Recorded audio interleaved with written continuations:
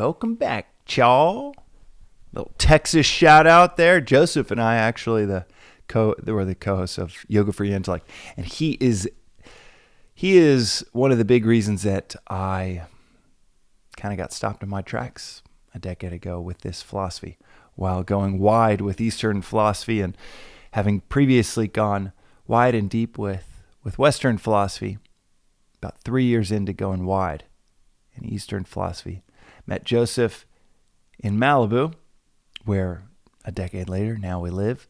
But we met and connected over the fact that his cousin was roommates with my wife in college in Texas.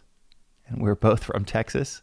And now we were 10 years ago, two of the only Texans I know of that really sunk our teeth into the oldest living philosophy on the planet in Advaita Vedanta. And then 10 years later, we're still two of the only Texans that have sunk our teeth into. Now there's a few more. My wife, Cheney. Let's see. Reva, from a founding member of the Venice Vedanta Club from Houston. In fact, funny story, when Reva was winding down his role in his last company, and he was going through a lot of inner turmoil and an identity crisis, I said, hey, you should come with me to India. And this is like days away. Hey, you should come with me to India in a few days. And I think it was like 2 weeks away.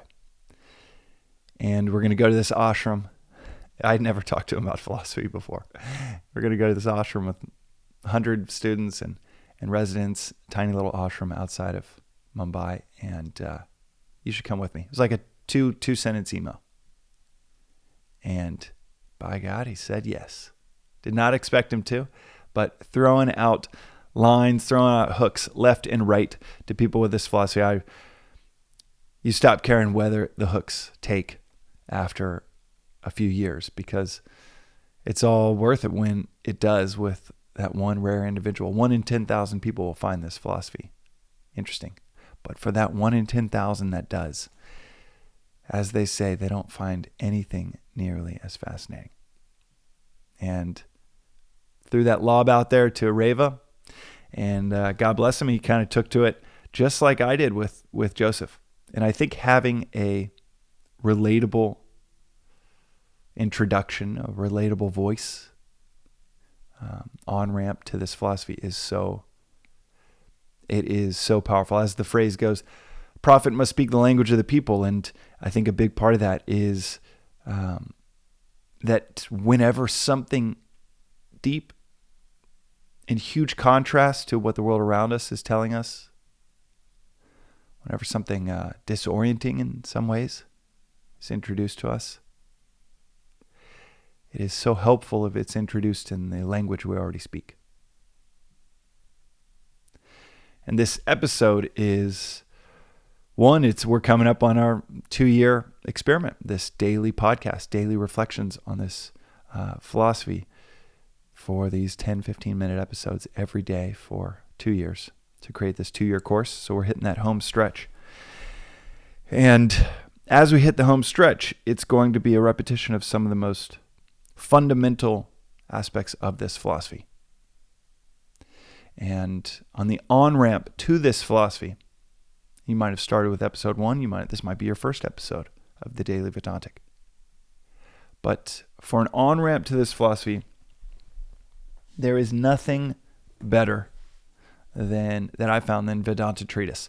This is a 200 or so page book that is written in plain English, and I'll give you a peek of it.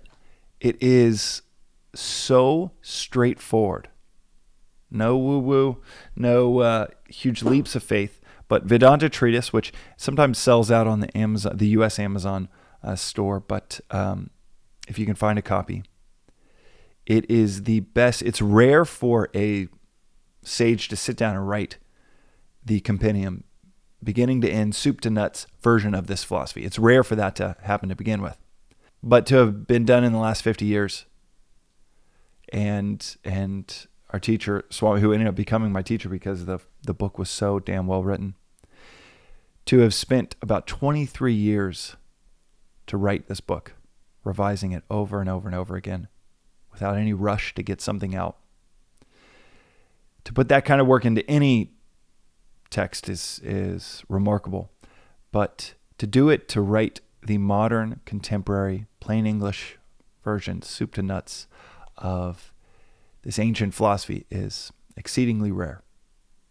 And that book, you could buy it, see if the first 2 or 3 pages speak to you. But this whole podcast experiment, and as I say pretty often in this podcast project, this entire project, this entire experiment, is to give 2 things. 1, a daily reflection on this philosophy, explaining in simple terms, and really underscoring the daily aspect of this philosophy must be studied, reflected on daily, or else you just kind of lose it. It is the daily grounding wire for a few minutes each morning before the day and the world pulls you outside of yourself and you're rushing to work and you got a to-do list that won't quit.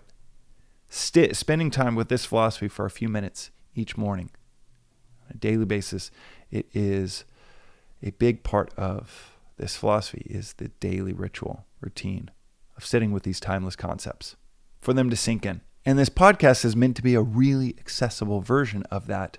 But the goal, and like I say this pretty often, the goal is to get people on ramp to the real stuff, which is something like Vedanta Treatise, written by a master in Eastern, Western philosophy, a master in Advaita Vedanta, a master in Sanskrit, a master in the Upanishads, and then to take all of that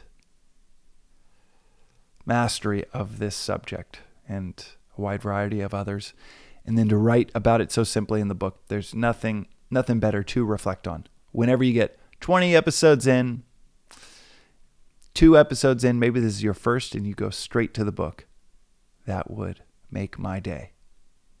And if you want to graduate beyond that, there is the 3-year course at it's Vedanta World. That's the app, and vedantaworld.org is the ashram's website where you can dive into the 3-year course of daily lectures. It's the same lectures that all of the students at the ashram get to dive into. And Swami, he's probably in the mid 80s during the recordings of the lectures.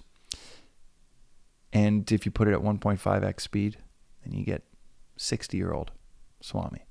So I highly, highly recommend dipping your toes into that if you get done with Vedanta Treatise and you loved it. The 3 daily practices that I mention so often on this podcast project are to question everything. Don't take anything for granted. And to study and reflect on a daily basis.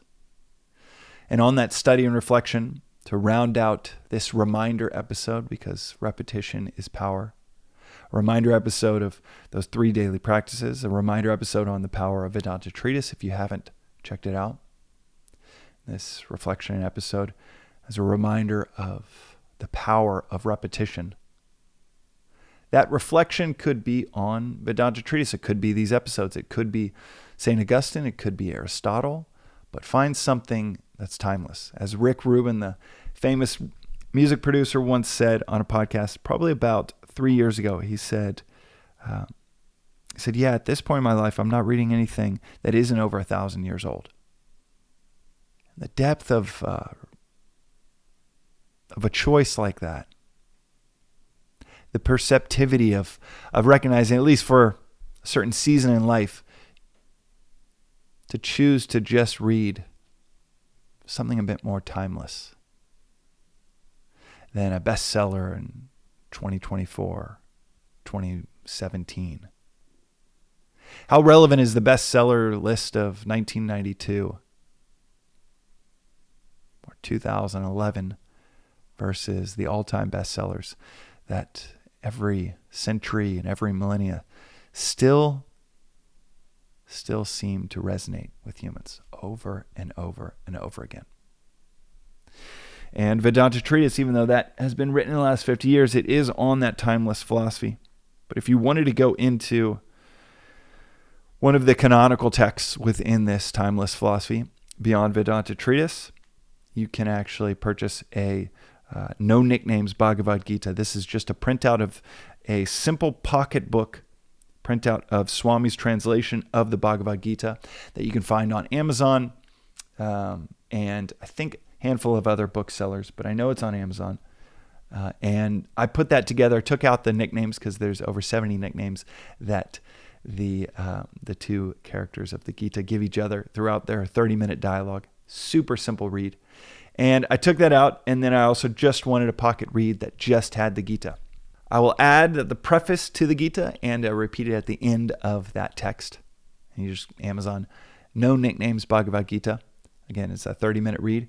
I preface it, and I put it at the end that once you get through reading this timeless dialogue between this warrior prince and his charioteer, that ends up being the symbolic embodiment of God. So you get to hear this, read this crazy spiritual scenario of a warrior prince breaking down before this epic battle that he's been pursuing for 13 years, and the battle's about to happen.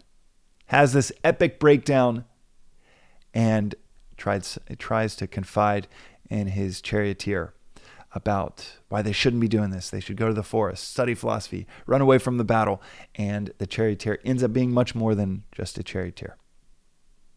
Ends up being much more than just his friend and his confidant, but ends up being the symbolic embodiment of God, guiding him through this turmoil. And I wanted a version that I could keep in my pocket, take it everywhere I went. So printed that out and put it up on Amazon. And the preface and at the end of the book says, you'll probably not grasp the concise, succinct, and cryptic nature of this very topsy-turvy, this head-turning text, that it is very symbolically written, that you really need a commentary on what these terms mean, or what the symbolism of three worlds, or the symbolism of the chariot, of the horses and the chariot, and the reins of the chariot. It's so helpful to have the commentary on that, so you can buy a version of Swami's, not just his translation, but also of the commentary, and you can find that on Amazon as well. And it's I'll try to link to each of these in this episode. But that is of that Rick Rubin, over 1,000 years old. It is the best-selling poem of all time, 2,500-year-old text in the Gita. That if you don't understand the first 1, 2, 5, 10 times you read it, that's okay. As the sages say, if you can understand just one verse of the Gita, then you are instantly realized. So that is how powerful and sometimes how cryptic this text in the Gita can be. But it is the best-selling poem of all time because, like any great poem, there are layers and layers and layers of depth in each verse. The other thing I'll add to that list of over 1,000 years old, I put a list of a compilation of 100 plus quotes of Christ, the most popularly cited quotes of Christ, and researched the top 100. Ends up being about 120 verses that are in the essence of Christ and his message of oneness, that I put together along with the Greek, the original version of the Gospels that we have of these quotes and verses.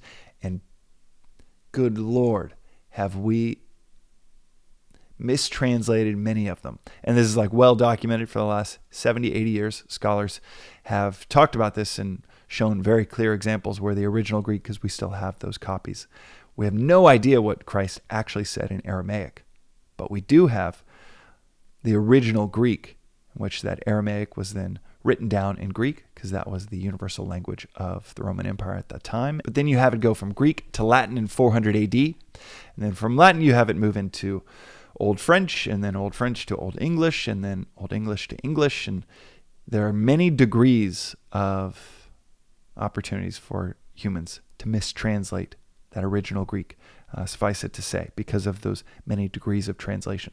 And now we have access with a click of a few buttons for anyone around the world to see the original Greek. And like I said, over the last 70, 80 years, the scholarship around these mistranslations has gained more and more volume every decade. Most famous one being Christ's first public words, metanoite, that we have from the original Greek Gospels. Metanoite in Greek, that means transform your mind, overcome your mind. And yet, St. Jerome in 400 AD mistranslated it to repent, which is a significantly different petition from Christ. One, in repentance, asking us to perform an outward behavior, and the other being completely an inward and inner transformation of transforming one's mind. And that's just one example of many of the quotes that have been mistranslated, or in the case of John 17, the prayer of the Last Supper. And as a Christian and believing Christ is God, you get a chance, a peek into hearing, reading God praying. And what does God pray for? 5 different verses of the 26th verse prayer, spent petitioning us to recognize our oneness with each other and with Him. That oneness, and that's why the text is titled The Essence of Christ and His Message of Oneness. That aspect of the prayer for us to recognize our oneness with Him, with each other and with Him. And this ties perfectly to the 2 greatest commandments according to Christ: to love God with all of our hearts and to love each other as Christ has loved us. That oneness, that petition for us to recognize, realize our oneness. Growing up Roman Catholic, I never heard a sermon on that topic from the pulpit. That seemed to go by the wayside.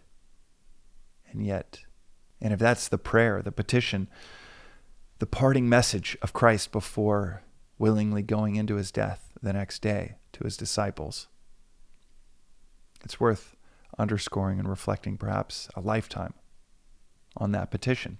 So, the Essence of Christ dives into the translation and interpretation with countless hours that I spent earlier this year writing that book that is also a pocket-sized book.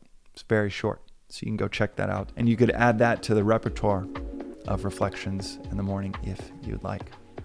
But this whole episode is to underscore the main one that I would give to each of you, which is to read Vedanta Treatise. And if you have any inkling of interest in this philosophy, buy a copy and see if the first 2 to 3 pages speak to you. And that is today's reflection on the Daily Vedantic, reinforcing the value of reflection as well as providing a little more explicit guidance on what you might enjoy reflecting on. We'll see you next time.